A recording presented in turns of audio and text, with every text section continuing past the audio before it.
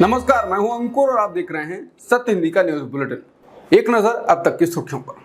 कांग्रेस नेता राहुल गांधी ने कभी भी आज तक अखिलेश यादव या मायावती के खिलाफ ऐसी बयानबाजी नहीं की जिसकी वजह से उन्हें बाद में खेद जताना पड़े या शर्मिंदा होना पड़े। लेकिन समाजवादी पार्टी प्रमुख अखिलेश यादव कांग्रेस और कांग्रेसी नेता राहुल गांधी को लगातार निशाना बना रहे हैं। ये बात एक आध बार तो चलती है, लेकिन अखिलेश रणनीतिक रूप से इस काम को अंजाम दे रहे हैं। मध्य प्रदेश में चुनाव लड़ने पहुंची सपा वहां सत्तारूढ़ को निशाना बनाने के बजाय राहुल और कांग्रेस को निशाना बना रही है। अखिलेश की नाराजगी इस बात पर है कि राहुल गांधी जाति जनगणना की मांग क्यों कर रहे हैं, लेकिन क्या अखिलेश की नाराजगी सिर्फ यही है? दरअसल कांग्रेस नेता राहुल गांधी ने सोमवार को मध्य प्रदेश की रैली में जाति जनगणना को एक्सरे की तरह बताया था। अब अखिलेश ने एक्सरे शब्द को पकड़ा और बयान दे डाला है। राहुल गांधी की टिप्पणी पर कटाक्ष करते हुए सपा प्रमुख ने व्यंग्यात्मक ढंग से पूछा, जब एमआरआई और सीटी स्कैन जैसी नई तकनीक की उपलब्धता है तो एक्सरे क्यों? यूपी के पूर्व मुख्यमंत्री ने सवाल किया कि जब कांग्रेस सत्ता में थी तो उसने जाति जनगणना क्यों नहीं कराई।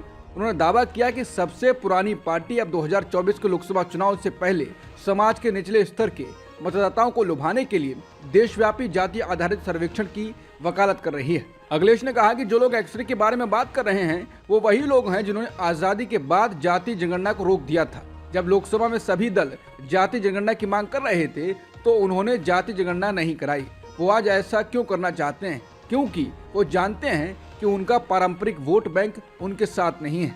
सभी पिछड़े वर्ग, दलित और आदिवासी जानते हैं कि उन्होंने यानी कांग्रेस ने आजादी के बाद उन्हें धोखा दिया है, इसलिए इस बार वो हार जाएंगे। बता दें, अखिलेश ने पिछले हफ्ते दावा किया था कि कांग्रेस समाजवादी पार्टी के साथ गठबंधन नहीं करना चाहती है और दलितों और पिछड़ों वर्गों पर केंद्रित पीडीए नामक तीसरे मोर्चा बनाने की वकालत की। ये वही अखिलेश यादव हैं जिन्होंने इंडिया गठबंधन की पटना, बेंगलुरु और मुंबई बैठकों में भाग लिया था। कांग्रेस ने अब राजस्थान में अपना आखिरी दांव चल दिया है। लंबे समय से एक दूसरे के बीच मतभेदों के कारण कांग्रेस में विवाद का कारण बने सचिन पायलट और अशोक गहलोत पर अब कांग्रेस ने दांव चला है। कांग्रेस ने अब गहलोत और सचिन पायलट को कम से कम पोस्टर्स में एक साथ लाकर खड़ा कर दिया है। ये पोस्टर्स राज्य की राजधानी जयपुर, टोंक जिले जहां से पायलट चुनाव लड़ रहे हैं और पूर्वी राजस्थान के जिलों में प्रदर्शित किए गए हैं जहां गुर्जर समुदाय का वर्चस्व है। दरअसल कांग्रेस के सर्वे से लेकर सोशल मीडिया प्लेटफॉर्म पर चल रही तमाम खबरों में इस बार गुर्जर वोटों का रुझान एंटी कांग्रेस बताया जा रहा है। गुर्जर इस बात से नाराज बताए जा रहे हैं कि कांग्रेस में सचिन पायलट को साइडलाइन कर दिया गया है। चुनावों के बीच इस तरह की चर्चा पार्टी को डैमेज कर सकती है, इसलिए इन चर्चाओं को थामने के लिए कांग्रेस कैंपेन में कर्नाटक फॉर्मूला लागू किया है। राजस्थान के तमाम फ्लाईओवरों, व्यस्त चौराहों और जिलों की ओर जाने वाले राज्य राजमार्गों से लेकर पूरे राजस्थान में बड़े गुलाबी होर्डिंग्स अब दिखाई देने लगे हैं। इससे पहले कई महीनों तक होर्डिंग्स में सिर्फ राजस्थान के मुख्यमंत्री अशोक गहलोत का मुस्कुराता हुआ चेहरा दिखाई देता था। राजनीतिक विश्लेषकों का कहना है कि पोस्टर्स और होर्डिंग में पायलट को प्रमुखता से दिखाकर कांग्रेस दो संदेश देना चाहती है।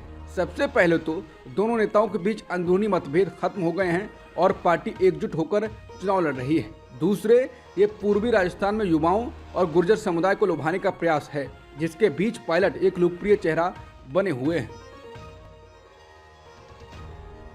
चुनाव आयोग ने टेलीविजन चैनलों के साथ साथ यूट्यूब और फेसबुक जैसे सोशल मीडिया प्लेटफॉर्मों को कांग्रेस के तेलंगाना से जुड़े विज्ञापनों का प्रसारण बंद करने को कहा है। उन्हें फौरन विज्ञापन कंटेंट हटाने के लिए भी कहा गया है। वहीं कांग्रेस ने कहा कि विज्ञापनों को मीडिया प्रमाणन और निगरानी समिति ने अनुमोदित किया था, लेकिन तेलंगाना की बीआरएस और बीजेपी के दबाव में चुनाव आयोग इसे रोक रही है। चुनाव आयोग ने यह फैसला बीआरएस द्वारा दर्ज कराई गई एक शिकायत के बाद लिया है। कांग्रेस के विज्ञापन में गुलाबी कार और मुख्यमंत्री के चंद्रशेखर राव की शक्ल वाली तस्वीर का इस्तेमाल किया गया था। इसे चुनाव आयोग के मानदंडों का उल्लंघन माना गया। उत्तराखंड के उत्तरकाशी में निर्माणाधीन एक सुरंग में फंसे 40 मजदूरों को निकालने के लिए जरूरी कई अन्य मशीनें घटनास्थल पर पहुंच गई हैं।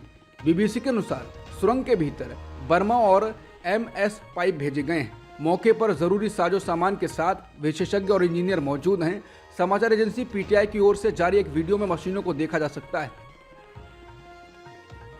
ह्यूमन राइट्स वॉच ने कहा है कि इजरायली सेना के चिकित्सा सुविधाओं, कर्मचारियों और परिवहन पर गैरकानूनी हमले गजा की स्वास्थ्य प्रणाली को नष्ट कर रहे हैं और इसकी युद्ध अपराध के रूप में जांच की जानी चाहिए। संगठन ने अधिकृत फिलिस्तीनी क्षेत्र पर स्वतंत्र अंतर्राष्ट्रीय जांच आयोग और अंतर्राष्ट्रीय आपराधिक न्यायालय से जांच करने की आग्रह किया है। इसमें कहा गया है कि इजरायल सेना के ये दावे कि हमास द्वारा अस्पतालों का उपयोग किया जा रहा है, इसके बावजूद कोई भी सबूत अंतर्राष्ट्रीय मानवीय कानून के तहत अस्पतालों और एम्बुलेंस को उनकी संरक्षित स्थिति से वंचित करने को उचित नहीं ठहराएगा।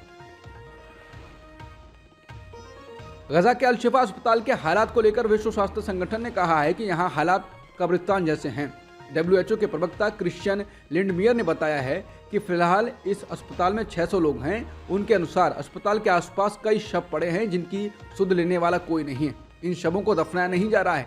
ये अस्पताल अब काम नहीं कर रहा है, ये एक कब्रिस्तान जैसा बन गया है। डॉक्टरों ने भी बताया है कि अस्पताल में शवों का ढेर लग गया है और कई शव सड़ने लगे हैं। बता दें, उत्तरी गजा का ये अस्पताल पिछले कई दिनों से चर्चा में है। इस बीच अमेरिकी राष्ट्रपति जो बाइडेन ने कहा है कि गजा पट्टी के अस्पतालों को सुरक्षित रखने की जरूरत है। इजरायली मीडिया और सोशल मीडिया पर जारी फोटो के मुताबिक फिलिस्तीनी प्राधिकरण यानी पीए को बेदखल करने के बाद गजा पट्टी पर शासन कर रहे हमास के संसद भवन पर इजरायल डिफेंस फोर्सेस यानी आईडीएफ ने कब्जा कर लिया है। आईडीएफ ने एक बयान में कहा है कि इजरायली सेना की गोलानी ब्रिगेड ने सोमवार को हमास संसद पर कब्जा कर लिया। आईडीएफ सैनिकों को गजा में संसद भवन में इजरायली झंडा लहराते हुए भी देखा गया। हमास ने इजरायल की ओर से किए जा रहे हमलों के बीच नई पेशकश की है। हमास ने इजरायल के साथ 5 दिवसीय युद्ध विराम के बदले में 70 महिलाओं और बच्चों को रिहा करने की पेशकश की है। हमास की अल कसम ब्रिगेड ने अपने टेलीग्राम चैनल पर एक पोस्ट में कहा कि प्रस्तावित संघर्ष विराम के लिए युद्ध को पूरी तरह से खत्म करने और पूरे गजा में सहायता बांटने की अनुमति देनी पड़ेगी। हालांकि अभी इजरायल की ओर से कोई प्रतिक्रिया नहीं आई है। हालांकि इजरायली पीएम नेतन्याहू अमेरिकी मीडिया को कह चुके हैं कि बंधकों की रिहाई को लेकर कुछ बातचीत चल रही है।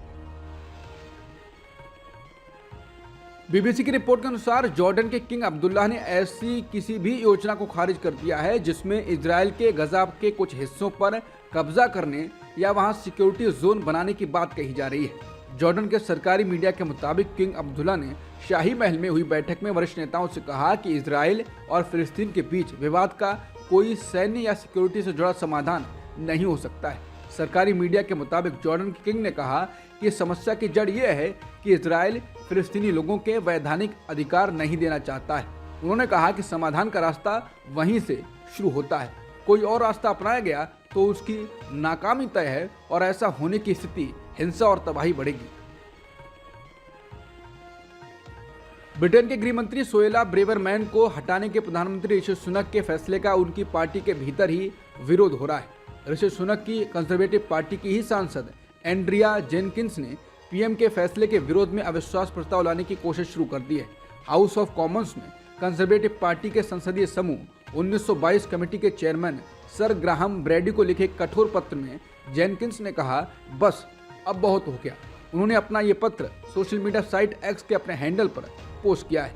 इसमें उन्होंने बताया है कि अपना अविश्वास प्रस्ताव उन्होंने 1922 कमेटी के चेयरमैन को सौंप दिया है। अब ऋषि सुनक को जाने और उनकी जगह एक असली कंजर्वेटिव पार्टी नेता को लाने का समय आ गया है।